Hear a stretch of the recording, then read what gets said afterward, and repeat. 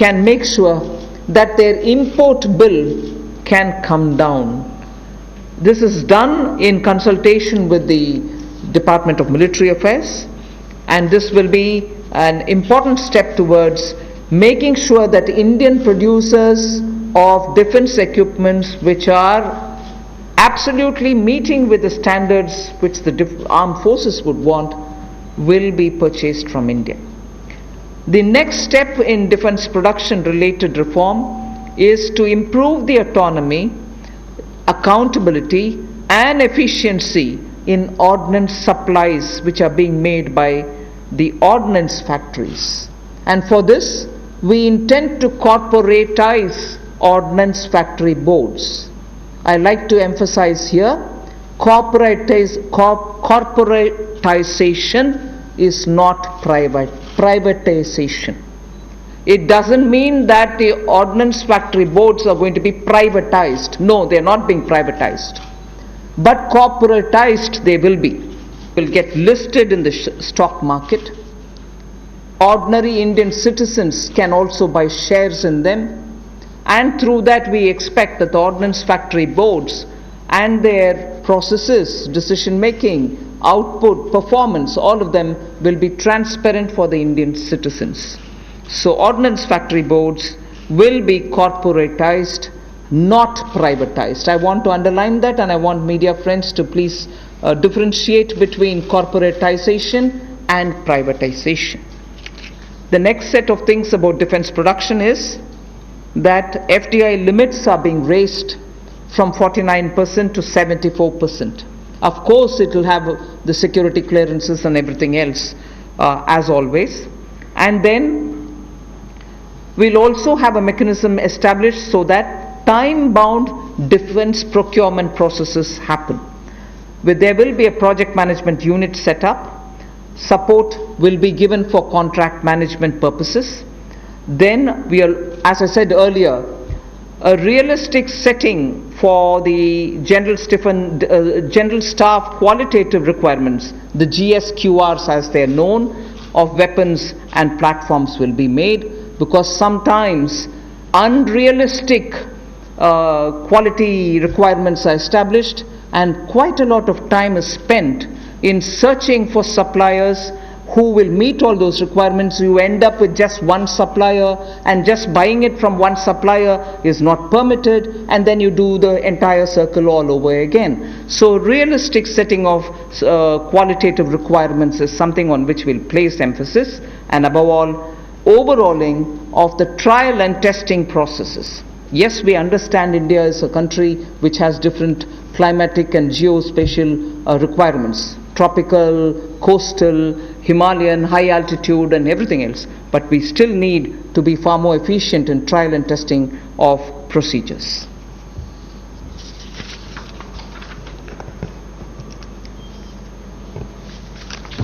रक्षा उत्पाद में आत्मनिर्भरता लाने के लिए मेक इन इंडिया को बल देना बहुत आवश्यक है, और पिछले 3 वर्षों में बहुत सारे क्षेत्रों में भारत में इस दिशा में कदम उठाए गए, और रक्षा उत्पाद के लिए मेक इन इंडिया को बल देना और आत्मनिर्भरता लाना इस दिशा में कदम है। वेपन्स की लिस्ट को नोटिफाई किया जाएगा, प्लेटफॉर्म्स की लिस्ट को नोटिफाई किया जाएगा, और उन पर बैन लगाया जाएगा इंपोर्ट के लिए। हर साल इसके लिए अलग अलग टाइमलाइंस आती जाएंगी, ताकि वर्ष प्रति वर्ष भारत में हथियारों का उत्पादन यहीं पर हो और हम विदेशों पर कम निर्भर रहें, उस दिशा में एक कदम है। जो पुर्जे भी हमें इंपोर्ट करने पड़ते हैं, उसमें भी कमी लाने के लिए उनकी मैन्युफैक्चरिंग यहीं पर हो,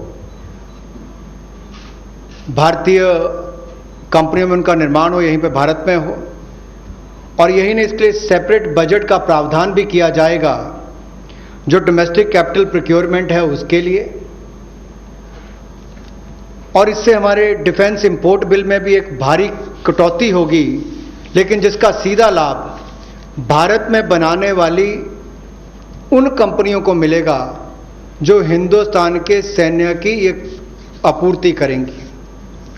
और इसी दिशा में ऑटोनॉमी लाने के लिए और ज़्यादा जवाबदेही अकाउंटेबिलिटी तय करने के लिए और कामकाज में एफिशिएंसी लाने के लिए ऑर्डिनेंस सप्लाईज जो हैं, जो हमारी कॉरपोरेशन हैं, जो हमारे ऑर्डिनेंस फैक्ट्रीज हैं, उनका कॉरपोरेटाइजेशन यानी कि निगमीकरण करने की हम बात कर रहे हैं।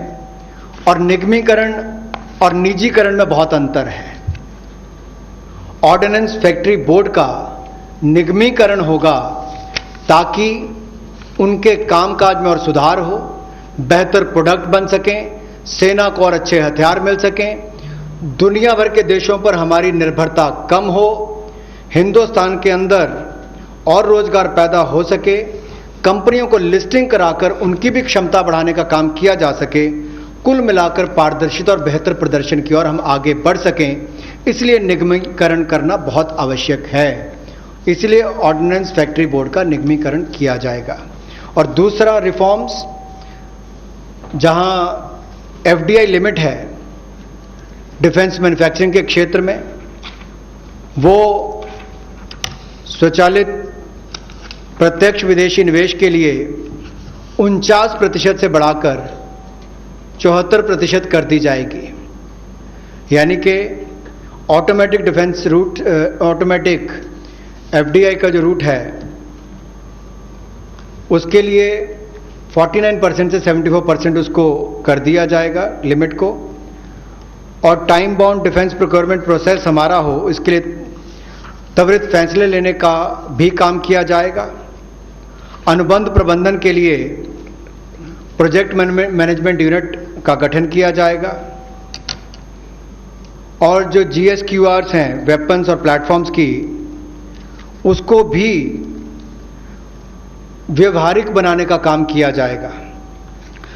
और जो हमारे प्रशिक्षण की प्रक्रियाएं हैं जिसमें बहुत लंबा समय, कई बार वर्षों तक लग जाते हैं, उसका जीर्णोद्धार भी किया जाएगा ताकि उसमें कम समय लगे और जल्दी प्रोक्योरमेंट करने का, ताकि टेस्टिंग समय पर हो जाए, ट्रायल्स हो जाए और हम समय पर उनका ऑर्डर कर सकें। The next three relate to civil aviation. I'll be fairly speedy about them. One relates to airspace management. The next relates to PPP and airports which are being given for management and maintenance. Then MRO hub. The three are put together relating to civil aviation. The first is the airspace management. Just to give you a background, only about 60% of the Indian airspace is freely available. And that's because airspace is fairly restricted for its use for civil purposes and defense purposes. This means that all these years, all these decades, we have been flying to some most destinations, not through the shortest route, but slightly longer routes, which means you're having more time in the air. This actually has to be rationalized. Optimum utilization of airspace is best, because after all the fuel spent is also something which we import. Huge bill goes for that. Finally the customer ends up paying more price for the flying, and for pilots it's a extra hour of flying or half an hour of flying. Above all, if we are able to optimally utilize the airspace and reach quickly, every one of our time is saved, and therefore now rationalization is going to happen. We will be able to get to our destination at the shortest possible time, thus saving travel time, thus saving fuel, thus saving also the pilot's flying time. This is an environment friendly step, but having very big implication on India's fuel importable, and also for civil aviation, which in India has biggest potential in growth. Civil aviation is up for a big leap. So the airspace availability through which the flying time is influenced is going to be better. That is one. The second that I'd like to tell you about is 6 more airports are for auction, and the Airports Authority of India shall do it on public-private basis, PPP basis. Additional investments also are likely to happen by private players in about 12 airports, which they are already holding, for better world-class facilities to be brought in. So majorly, airports in India will become far more with better facility and customer experience.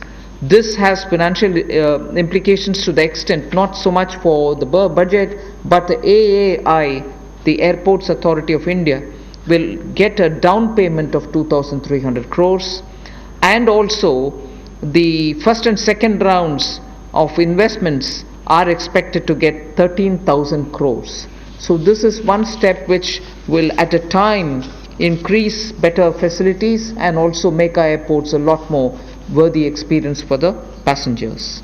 The third in this, because it's all pertain to civil aviation, is making India an MRO hub. This was mentioned also in the budget. Maintenance, repair and overhaul of aircrafts is a big business. Most of the Indian aircrafts themselves go abroad to do their repair works, spend on parts there, and also come back for after the overhaul to India. But maintenance and repair and overall, India has all the capacities, manpower skills required, soft skills required, and also India can then be the center for many of the flights which go towards Southeast Asia, long distance to Australia, similarly westwards also. If we make sure that MRO's ecosystem is created in India, for which the tax regime has already been altered so that it favors setting up MRO in India, this is a major step that we want to make sure that India benefits from. And in this, not just civil aircrafts, but also defense aircrafts can also be benefiting from the MRO, which if we make India as a huge hub. Maintenance cost for all airlines will come down, and that again will have a ripple effect on the passengers. The travelers can probably pay less after that. So these are three put together reforms for the civil aviation sector. Civil aviation sector को लेकर जो 3 बड़े कदम हैं, हम सबको पता है समय की बहुत कीमत है और हर व्यक्ति के समय को बचाने का प्रयास किया जाए। इसके लिए हवाई क्षेत्र में, यानी कि जो हवाई जहाज से उड़ते हैं उनके लिए अगर कुल मिलाकर देखा जाए तो मात्र 60% भारतीय हवाई क्षेत्र जो है वो नागरिक विमानों के लिए उपलब्ध है।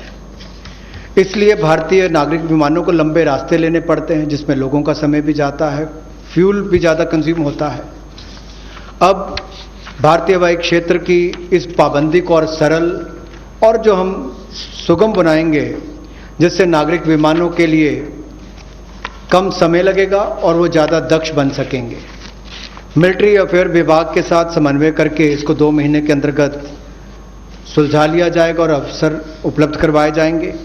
इससे विमानन क्षेत्र को 1000 करोड़ रुपए का फायदा होगा, जिससे सीधे तौर पर अगर आप देखें तो एयर टर्बाइन फ्यूल वो बचेगा, तो हमारा इंपोर्ट बिल भी कम होगा, लोगों का समय बचेगा, एनवायरनमेंट बचेगा, पर्यावरण को बचेंगे और समय कम लगेगा। ये एनवायरनमेंट फ्रेंडली इनिशिएटिव भी हमारा है और एयर स्पेस की मैक्सिमम यूटिलाइजेशन भी हो सकेगी। दूसरा, हवाई अड्डों पर अच्छी सुविधाएं और कैसे मिले, इसके लिए वर्ल्ड क्लास एयरपोर्ट्स पीपीपी के माध्यम से, प्राइवेट पार्टनरशिप के माध्यम से कैसे हो। एयरपोर्ट अथॉरिटी ऑफ इंडिया ने ये सार्वजनिक निजी साझेदारी के तहत 6 में से 3 हवाई अड्डों का अनुबंध प्रदान किया है और इसमें से जहां पहले 540 करोड़ रुपया आता था प्रतिवर्ष, अब 1000 करोड़ रुपया आता है। और इसके अलावा एयरपोर्ट अथॉरिटी ऑफ इंडिया को डाउन पेमेंट भी लगभग 2300 करोड़ रुपए की मिलेगी। ये एनुअल रेवेन्यू जो 6 एयरपोर्ट्स का है, और 6 और एयरपोर्ट्स को आइडेंटिफाई किया गया है दूसरे राउंड की बिडिंग के लिए। इसका बिड प्रोसेस भी जल्द शुरू कर दिया जाएगा। अतिरिक्त निवेश जो हम इस प्राइवेट प्लेयर्स के माध्यम से देख रहे हैं निजी क्षेत्र में, ये 12 हवाई अड्डों में पहले और दूसरे चरण में लगभग 13,000 करोड़ रुपए का आएगा। 13,000 करोड़ रुपए का निवेश पहले और दूसरे चरण में है 12 हवाई अड्डों में आएगा और 6 और एयरपोर्ट्स के लिए भी जल्द ही तीसरे राउंड में बिडिंग की प्रक्रिया, नीलामी की प्रक्रिया शुरू हो जाएगी। एक और क्षेत्र है जो मेंटेनेंस, रिपेयर, ओवरऑल की बात करते हैं। जैसे गाड़ियों की रिपेयर तो लोकली हो जाती है, लेकिन हवाई जहाज़ों का इंजन हो, बाकी स्पेयर्स हों, इसकी रिपेयर चाहे सिविल एविएशन के हों, नागरिक विमान हो या मिलिट्री के हों, उनमें से भी ज़्यादातर विदेश में जाकर रिपेयर होते थे। तो एक और हमारे यहाँ के लोगों का रोजगार के अवसर छिनते थे, दूसरा बाहर जाकर उनको मेंटेनेंस करवानी पड़ती थी। अब उसके लिए भी टैक्स रेजिम में बदलाव किए गए, उसमें एमआरओ का लिए इकोसिस्टम बनाया गया जिसको रैशनलाइज किया गया है। इससे लगभग जो 800 करोड़ से लेकर 2000 करोड़ रुपया 3 वर्षों में एयरक्राफ्ट के कंपोनेंट्स की रिपेयर के लिए या एयरफ्रेम की मेंटेनेंस के लिए जो खर्चा होता है उसमें भी बचत होगी और वो काम यहीं पर मिलना शुरू हो जाएगा हिंदुस्तान के अंदर।